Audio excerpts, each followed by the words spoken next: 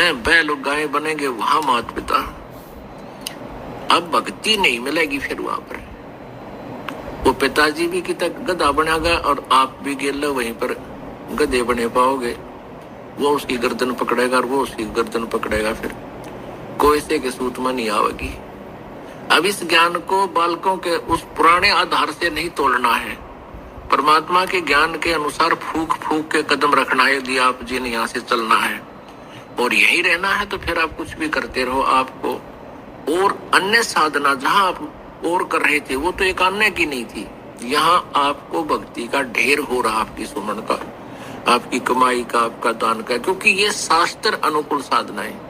लेकिन इन मर्यादाओं का पालन नहीं करोगे तो आप इतना कुछ कमा कर भी यहीं रह जाओगे, पार नहीं होगे। कई बोली आत्माएं कहती हैं हम क्या अपने माता पिता के श्राद्ध भी नहीं निकाल सकते, उन्होंने हमारे लिए इतना कुछ किया।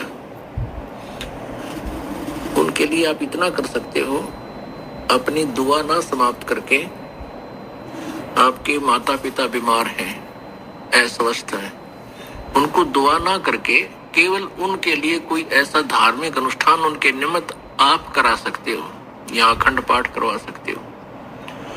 उससे भी उनको बहुत राहत मिल सकती है।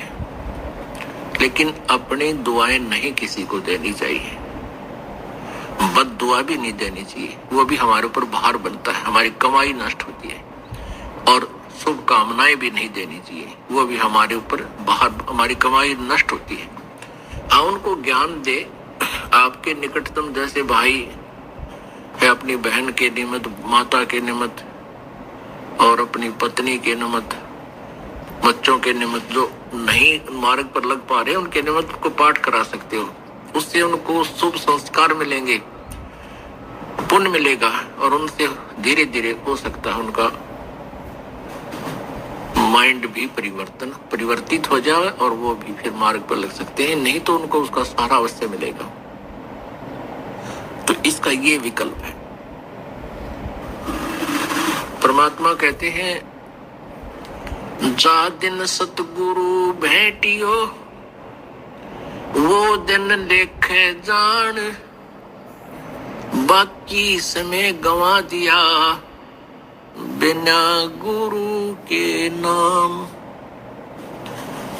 परमात्मा बताते हैं कि जिस दिन आप जी को पूर्ण संत से उपदेश प्राप्त हुआ, आपका वो जन्मदिन है, वो आपका हैप्पी बर्थडे है। बाकी जो हम पहले लोक वेद के आधार से